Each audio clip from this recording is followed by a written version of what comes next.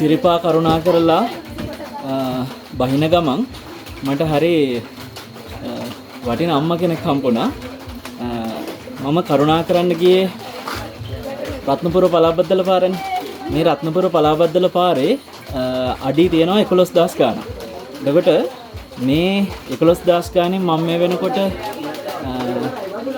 7000කට කිට්ටු වෙන්න බහැලා තියෙනවා. එතකොට දැන් මේ අම්මා දැන් වෙලාව රෑ 8:00මාරයි.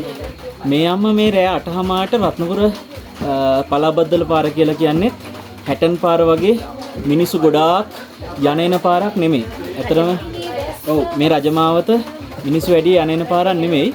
මේ පාරයි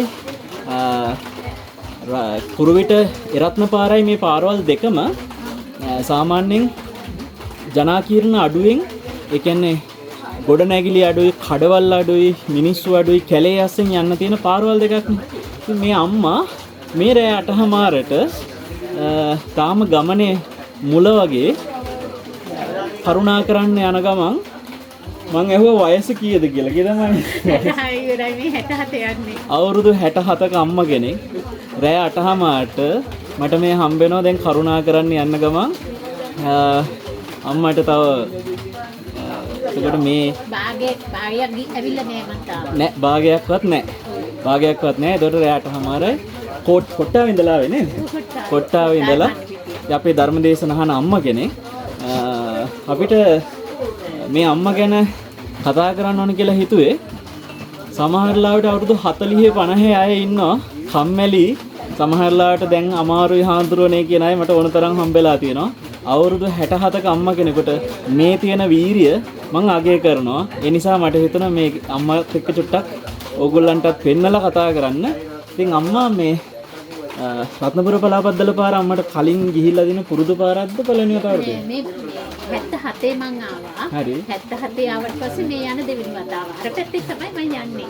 1977 ආවට පස්සේ ආයි මේ පාරේ අම්මා යන්නේ. ඒ කියන්නේ දැන් අම්මට මතක නැහැ. මේ ගාල වගේ A level කරලා විභාගේ ඉවරුණාට පස්සේ මම කැම්පස් සිලෙක්ට් වෙලා හිටියේ. එතකොට ඒ වෙනකොට මගේ අක්කා කෙනෙක් හිටිය රත්නපුරේ. ඒ අක්කලත් එක්ක 10 දෙනෙක් කණ්ඩායමත් එක්ක ආවේ පළවෙනි වතාවට. අද මේ දෙවෙනි වතාව. අපි මේ වෙලාවේ මේ කඩේක ඉන්නේ. කඩේ දරුවෝ වගේක් ඉන්නවා තරුණ. ඒ ළමයිගේ වයසේ මේ අම්මා 1977 මේ පාරේ කරුණා කරලා තිනවා. මං හිතන්නේ ඒතර අම්මා මේ පඩි හදලා තිබුණේ නෑ. නෑ ගොඩක් ඒක තමයි මම බලබලාවේ. අදටත් ගල් මුල් උඩින් පැන ගියේ. අදටත් පේනවා මේ ගල් ගොඩවල් එක්ක තමයි කලින් ගිහින් තියෙන්නේ. අපි මේ පාරේ බහිනකොට අපි කල්පනා කරා මේ ගල් ගොඩවල් උඩින් කොහොම අමාරුවෙන් ඒ කාලේ යන්නේ නැද්ද කියලා. මෙන්න ගියපු අය. හැබැයි දැන් පුදුමේ තියෙන්නේ මේ අම්මට දැන් මේ පාර මෙච්චර කාලයක් මතක නෑනේ දැන්. එතකොට දැන් මතක නැති පාරක රෑ 8යි ගානට මේ අම්මට මනසේ පුදුම හයියක් තියෙනවා. තනියෙන් කාන්තාවක් කියලා අවුරුදු 67ක වයසේදී මේ විදියට මේ දුෂ්කර පාරක කරුණා කරන්නේ. මට එකම එක විශ්වාසය මගේ බුදුහාමුදුරුවෝ සමන් දෙවියෝ මගේ අම්මත් තමයි. ඉතින් බුදුරජාණන් වහන්සේ සමන් දෙවියෝ මගේ අම්මයි. අම්ම කොහේර ඉන්න තැනක ඉඳලා උදව් කරනවා කියලා. දැන් අවුරුදු 99ක් ඉඳලා මේ මාර්තු 30 ඉඳන් නැති වුණා.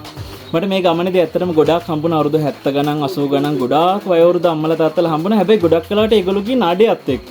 ඉතින් මට මේ අම්මා ගැන ඔබට කතා කරන්න හිතුනේ. මේ අම්මා මේ කොට්ටාවේ ඉඳන් තනියෙන් ඇවිල්ලා. ඉතින් අම්මගේ හිතේ හයියට අපි ආශිර්වාද කරනවා.